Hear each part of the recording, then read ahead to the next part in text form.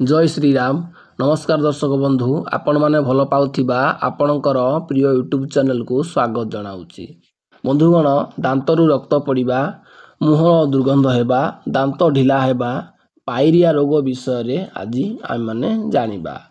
दांत मूलरू पूज बाहरी दुर्गंध हेउथिले एही रोग को पायरिया रोग कहती। उभय दांत और माढ़ी एहा द्वारा आक्रांत होइथांती। एही रोगर कारण दांत माढ़ी को नियमित भाव में सफा न करिबा, पुष्टिकर खाद्य न खाइबा द्वारा पायरिया होइथाए। अधिकांश क्षेत्र में देखा जाए पायरिया रोगी क्षेत्र में बदहजिम रोग मध्य रही थाए। प्रतिकार पाई कौन करिबा? पुष्टिकर खाद्य खाइबे, पनीपरिबा, अंडा, क्षीर, माछ आदि खाइबे। एहा सांगकु विटामिन ग थिबा खाद्य लेंबू, कमला, पिजुली, बाईगण, गजामुग, गजाबुट, अँला आदि खाइबे। झाड़ा परिष्कार और बदहजिम नहेबा पाई रात्रि रे त्रिफला चूर्ण सहित उषुम पानी किंबा क्षीर सह खाइबे।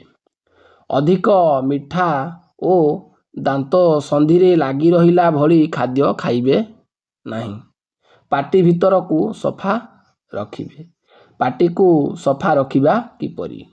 पाटी को सफा करिया पाई कुड़ी पाई जामु छाली, महुल छाली, लिंब छाली, डिमिरी छाली समान परिमाण नहीं पानी रे सिझाइबे। एही सिझा पानी रे सैंधव लवण मिसाई पाटी को कुड़ी करिबे। पत्र चोबाइबा।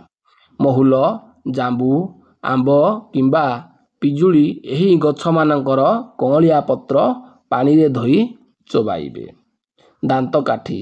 नकजड़ा दांत काठी पायरिया रोग पाई बहुत उपकार दिए। खैर, बौल, अर्जुन दांत काठी बहुत भल होइथाए। दांत घसा चून बा पेस्ट। कमला चोपा भुईअला गछ को सुखाई गुंड करिबे। एथिरे सामान्य लेंबू रस देई दांत घसीबे। अदा, गोलीमरीच, सैंधव लवण चून करी घीओरे मिसाई पेस्ट भाव में व्यवहार करि पारिबे। वीडियो को लाइक करंतु आउ नुआ करी देखुतिले चैनल को सब्सक्राइब करि नियंतु। एवं शेष रे शरीर दोष अनुसार दांत पाई उपचार एही सारणीटी को भल भाव में देखंतु एवं यार उपकार निश्चय पांतु।